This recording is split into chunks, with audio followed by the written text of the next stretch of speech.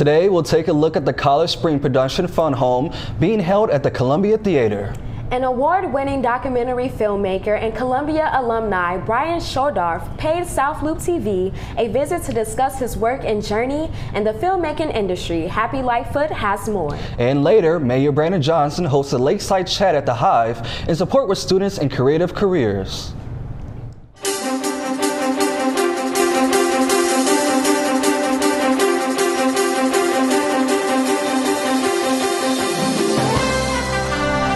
Good morning, Chicago. Thanks for joining us today for South Loop TV. I'm Jalen Barlow. And I'm Anijah Reeves, and here are our top stories this morning. From the pages of a New York Times bestseller to the stage of Columbia College Chicago, students are bringing a novel fun home to life, telling a story that explores identity, family, and finding your voice. This evening, Columbia College students will take to the stage at the Courtyard Theater to perform their adaptation of the New York Times bestseller, Fun Home.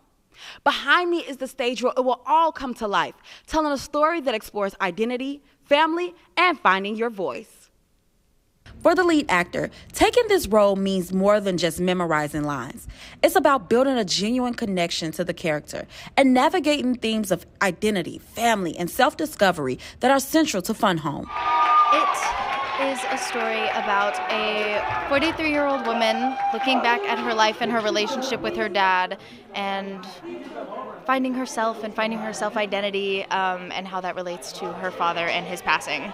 But storytelling in this production goes beyond just dialogue. Through intentional movement and staging, the choreography adds another layer, helping to express emotion, highlight key moments, and bring a deeper understanding to the story unfolding on stage. So it was pretty easy to pull from those different genres, like old 70s television shows and things that you used to watch, things that might remind you of like Brady Bunch or a Partridge Family or even the Jackson 5. So some of the movement was pulled from there, but a lot of it is like collaborating with the cast members and what they're able and comfortable doing, and my director and what the director really wants to see pushed forward. So for me, it's pretty simple because I got a vast background, so I can pull from a lot of different areas, and I have so much fun with my Columbia students, and they're willing and down for whatever, so it made it real simple. Behind the scenes, the director is leading the vision, working closely with students to bring this deeply personal story to life. From shaping each scene to guiding emotional performances, the goal is to stay true to the heart of the story while helping students fully step into their roles. And I think this moment is such a beautiful moment for queer people to see their ancestors and then to be able to make their own choices now. And it's been a real reward to see so much joy and queer joy in a rehearsal room. Opening night is today, and the production will run through May 9th. Students can purchase their tickets for just $5 through the Engage app using their Columbia ID. Reporting from the Courtyard Theater for South Loop TV, I'm Andrea Childress. Thank you so much for that, Andrea. What a remarkable way to show storytelling through theater. It's so correct because, Anijah, just knowing that at first it started out as a book and now it's something that students here at this college are acting out in front of a live audience, that's truly remarkable. Yes, I agree. Furthering their success story, truly. Yes. Well, Little Village annual Cinco de Mayo parade has been canceled amid ongoing concerns surrounding federal immigration enforcement. Community members and local business owners say the decision is already impacting one of Chicago's largest Mexican-American neighborhoods. Cindy Richardson has more for us. For the second year in a row, Little Village will not hold its annual Cinco de Mayo parade due to concerns over federal immigration raids. Immigrant communities in Chicago are still reeling from Operation Midway Blitz, the Trump administration's large-scale immigration crackdown that began in September. Raids have slowed in recent months, but the concerns are ever present, and the cancellation of the parade feeds into the negative effect local businesses and street vendors are seeing. Aquí de nosotros los vendedores ambulantes, pues nos afecta mucho porque si no hay gente, nadie compra. Little Village is one of the largest and densest Mexican-American communities in the U.S. About 77% of residents are of Mexican descent, according to data from the city. The Chamber of Commerce says the neighborhood has over 1,000 businesses, heavily concentrated along 26th Street. Todos los eventos aquí pues son importantes porque la gente sale, las familias, y a divertirse, a celebrar. No, como nosotros los mexicanos festejamos todos esos eventos. The cancellation of the Cinco de Mayo parade means fewer people will be walking around the neighborhood supporting local businesses and street vendors. Reporting in Little Village, for South Loop TV, I'm Sydney Richardson. Wow. And Nigel, hearing the raw stories from individuals who are currently living in the cities, talking about the fears surrounding immigration enforcement is truly something that I feel like should be talked about more. Yes, and I agree. And street vendors are just as much as part of this city as anybody else, for sure. Well, it's been very chilly for me these days, but I woke up to sunshine this morning. Hey, Will, could you tell me what we should expect for this week? Weather is staying generally pretty warm this week. As you can see today, Friday, we're looking at 46 degrees with partial clouds, so still enjoy some lighter clothing. Saturday, about the same, 3-degree rise to 49. Sunday, however, we are looking at a fully cloudy day, but that weather blasts up to 60 degrees. This follows a trend throughout the week where we're kind of looking at a bounce back between clouds, partially cloudy, some sun, some rain. So, don't expect that summer sunshine quite yet. Keep some coats and umbrellas handy and go enjoy the outdoors. Well, it looked like I would be keeping my jacket on for the next few weeks. With an umbrella too as well. You just never know in Chicago weather, do you? You never know. Well, it seems like President Trump may have taken a firm handshake a little too literally this week. King Charles III visited the United States, and meeting President Trump this time did not go how expected it play out. Typically, the king decides if the pair will shake hands and how long the handshake will play out. But Trump made that call this time, leading to an awkward long handshake that users on social media have been posting day in and day out. The handshake ended with an intense stare down with neither knowing when to pull away, but they both eventually did let go of one another. From Columbia College Chicago to a career marked by 7 films and 7 Emmy wins, Brian Shordoff has built an impressive legacy in documentary storytelling. South Loop TV, Happy Lightfoot, had a chance to speak to him. Today, we are highlighting a Columbia College Chicago alum whose work has made a major impact in the world of documentary storytelling. He's a 7-time Emmy Award-winning filmmaker whose career has produced powerful, thought-provoking content across multiple platforms. Joining us today is Brian Shordoff.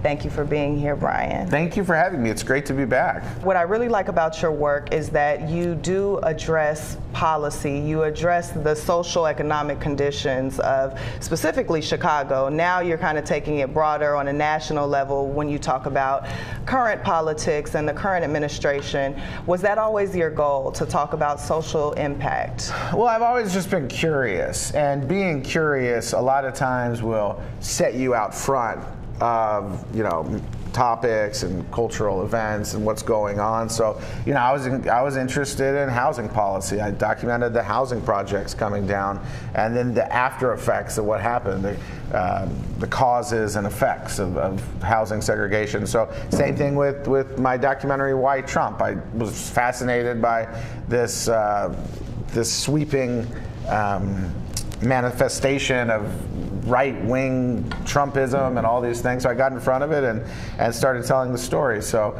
always ask questions, and typically you'll find some answers. Yeah. Remarkable. It was, as we said earlier, just hearing from a Columbia College Chicago alum speaking about something that truly is just deeply personal to him, and just talking about just a housing crisis here in Chicago. Yes, and I feel like it's very inspiring seeing our alumni out there doing big things. Yes. I mean, Emmy Award winning, that's big. Reporter Kate takes us through a walkthrough of the For Women by Women. We'll be back after this commercial break. We're all just trying to keep things running for those who rely on us. That's why we don't have time to be sick with the flu.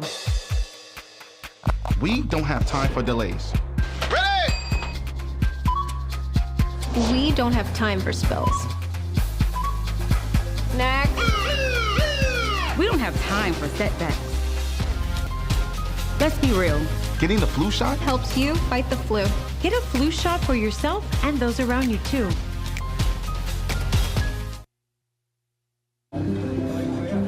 The freedom to live in safety. That's an American dream.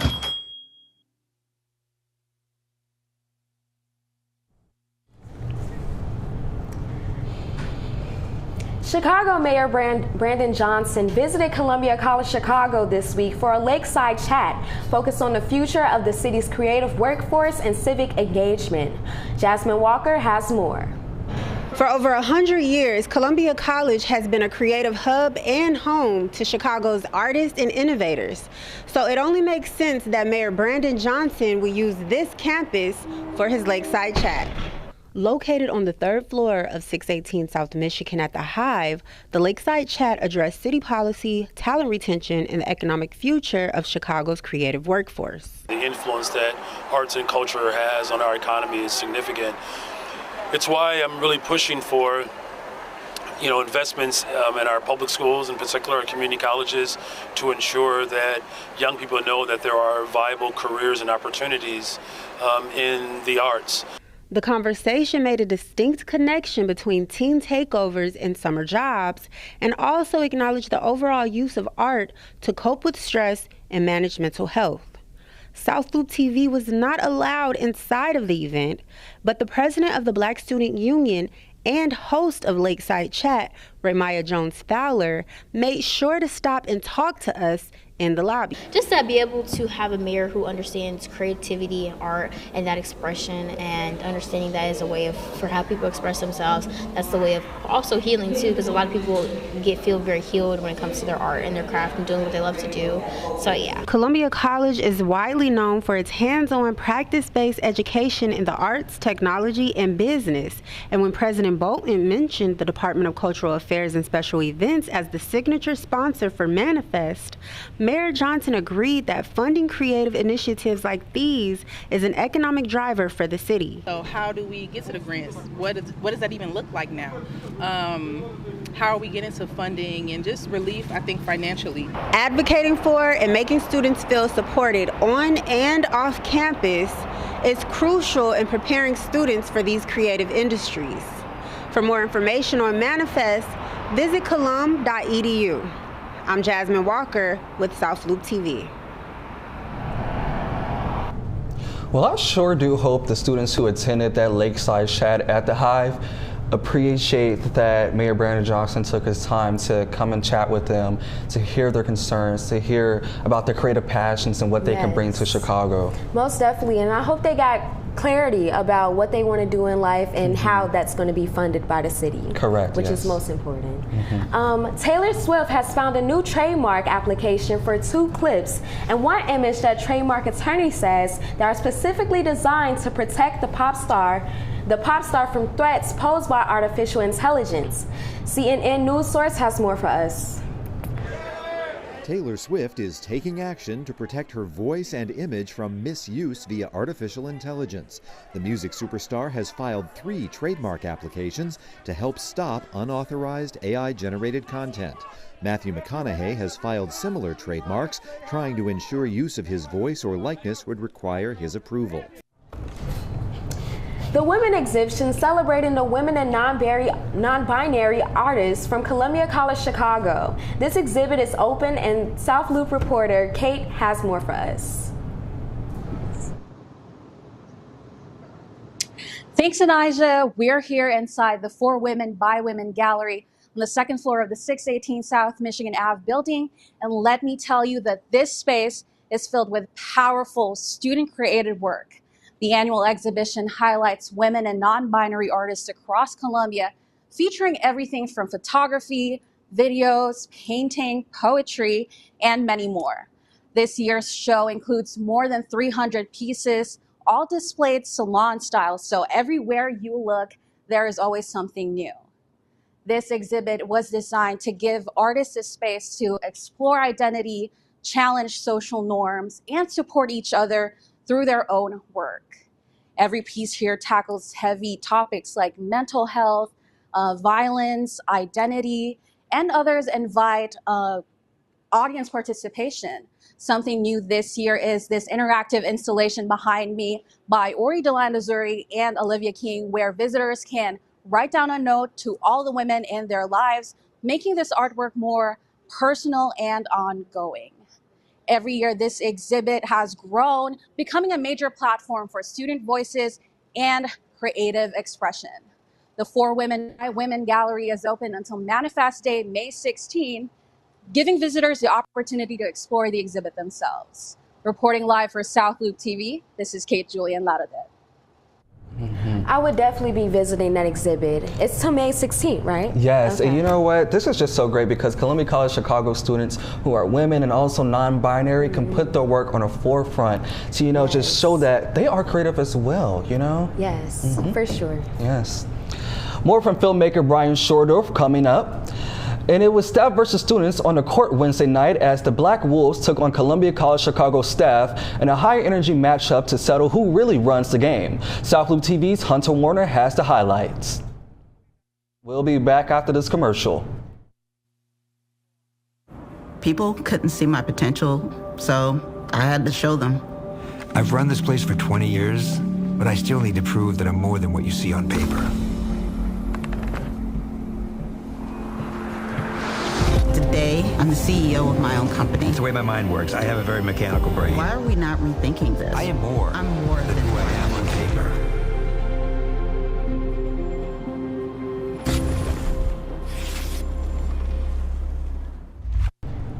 We have more from Brian Shordorf about his creative process and his newest documentary. Let's hear more from Happy Lightfoot. Welcome back to South Loop TV. Today we are here with Columbia College Chicago alum Brian Shordorf talking about the impact of his work and basically what Columbia College Chicago is doing for the world of media. So Brian, you've had an incredible career, and I want to start at the beginning. What first led you or sparked your passion for filmmaking? Well, thank you for that. It's nice to hear somebody say that. It certainly is a journey, the television film career, as you do projects and hope to touch people through the screen and through your work, and hopefully the creativity bug hits you and it has some advocacy tied into it and it affects people. But I started my career right here at Columbia College, like literally right outside here. Started around homeless advocacy. I just picked up my camera and started filming men outside Columbia College because there used to be a Mission homeless shelter right down the street. So I would started interviewing folks, and that's the thing about documentaries is you can do them anywhere, and there's subjects and topics that need to be told. So I picked up the camera and went right out and started a documentary my senior year, and that's a journey that took me all the way through a lot of my career, studying and documenting housing policy and root causes of violence, and even now looking at rural policy of rural America and how these small towns across the wayside kind of match a lot of the inner city Rust Belt situations, and demanufacturing and deindustrialization that we've seen. So it's been a great journey. So what's a defining story? What's one of the one out of 7 films? What's something that you feel really defines Brian as a filmmaker? Well, that's a great question.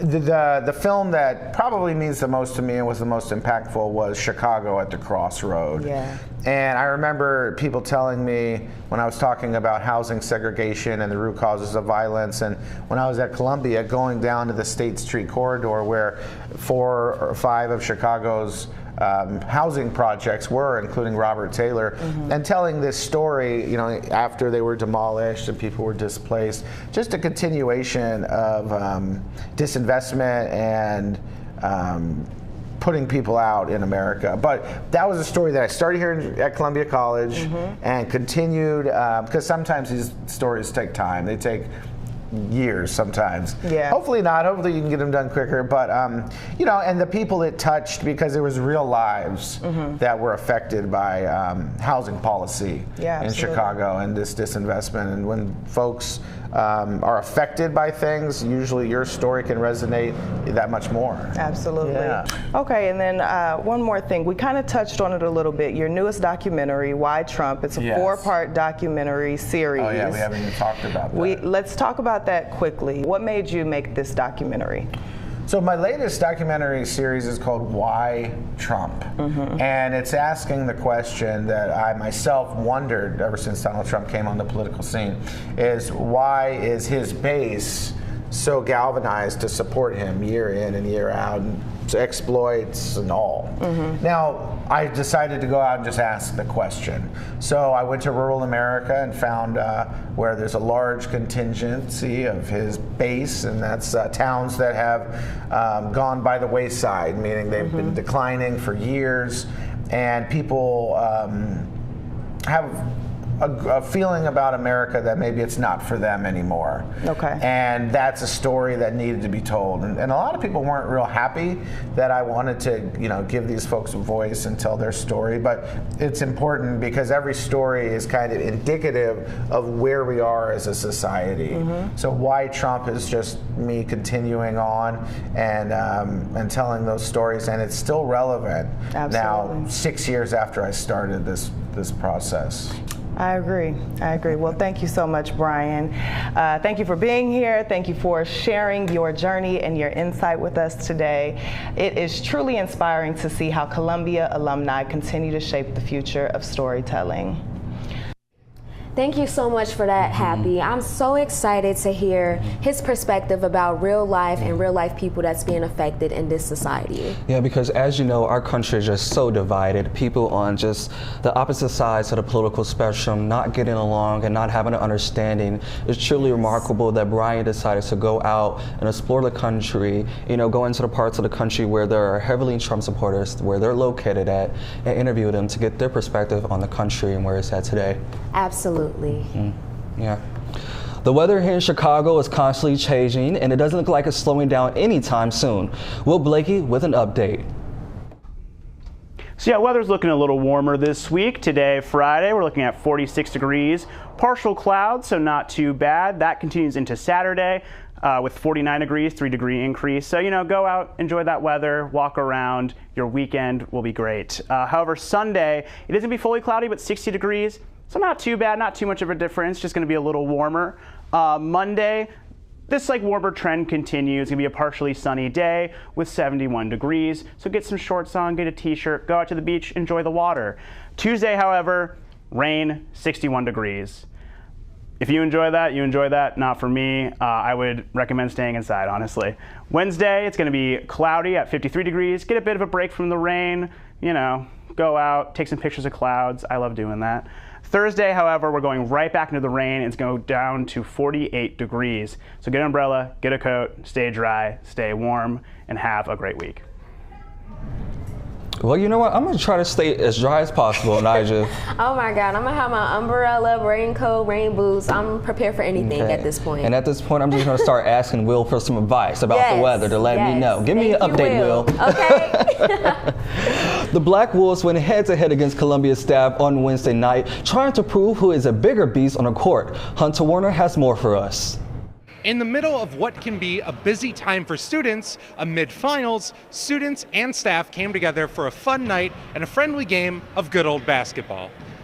It's not uncommon for the Columbia Black Wolves to be running some casual 3-on-3 matchups during the week at the East-West University gym. But this week brought a different kind of energy, with a full-court showdown between students and staff. And for fourth-year film and television major Robert Jones, games like these are about building chemistry and bringing the community together. We're not just together inside the classroom, that we can come outside and still enjoy each other's presence, and it's just building community outside of the classroom, that rapport.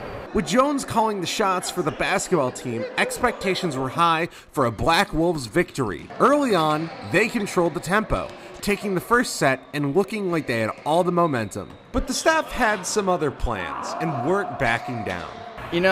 Students did some work on us in the volleyball game, but I think we're going to flip the script here and put some work back to them in the game tonight. Yeah. And talk about a comeback. The staff went on a dominant run, shooting out the Black Wolves 12-0 and forcing a nail-biter of a third game. In the end, it was a hard-fought battle on both sides, but the staff marched their way up the court, and took the victory. But for Satirtis, it wasn't just about getting the win. It was about something bigger than the scoreboard. Yeah, you know, it's fun to just build that relationship with both the student and staff side of things. Have a fun, friendly competition, and you know, get some exercise too while we're at it. It's a really fun day to just have some teamwork built in it as well. And with the college going through such a major transitional period, it's important for staff to stay engaged with campus life. Showing up and competing in events like these helps build trust, reshape perspectives, and strengthen the connection between students and staff. The students may not have won tonight, but that's okay. Tonight's event was about having fun and collaboration. And tonight, May 1st, students can check out the volleyball game happening 6 to 8 p.m. right here in the East-West Gym on the second floor. This has been Hunter Warner reporting in the South Loop for South Loop TV.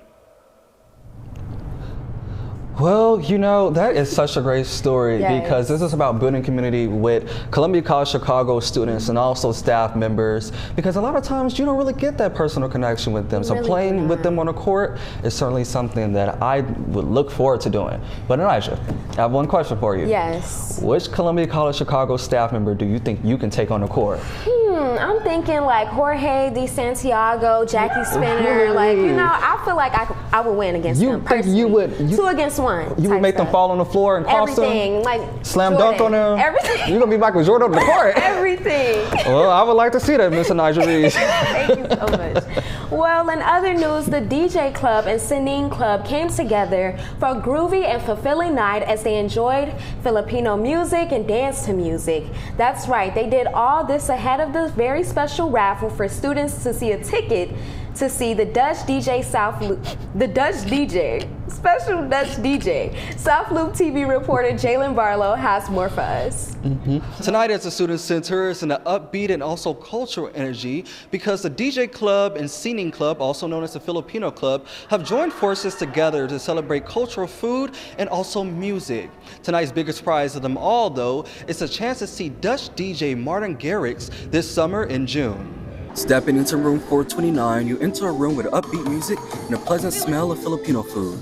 Opening remarks from the Singing Club led to the continued sound of music that kept the event groovy, thanks to the DJ Club. I didn't have a set list in mind, but I usually have an idea of what songs I want to mess with based on the songs I hear before.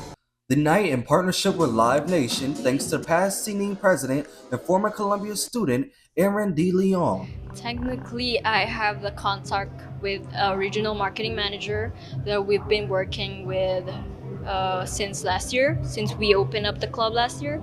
With the night progressing, games like popular Filipino game Hip Hip Hooray were played. It was kind of like a twist on Simon Says, and it was really fun for how simple it was. So stuff like that, just being more ingrained into cultures that aren't mine, are really fun. Attendees having their name entered in a raffle to see DJ Martin Garrix this summer. 6 tickets on the line, and DePaul University student Bridget Buciano being one of the 6. I would say, like, for me, I thought it was gonna be like, you know, like 1 ticket giveaway. But then when they said 6 tickets giveaway, I'm like, oh, okay. I'm hoping. I was just like, you know what, manifesting this. Now, some people are interested in grabbing Martin Garrix tickets before they sell out. Some tickets are below $100. Reporting from the Student Center, I'm Jalen Barlow, South Loop TV. Well, that's all for us today. Thank you so much for joining us. I'm Anijah Reeves. And I'm Jalen Barlow, and thank you guys for watching our show. See you next week.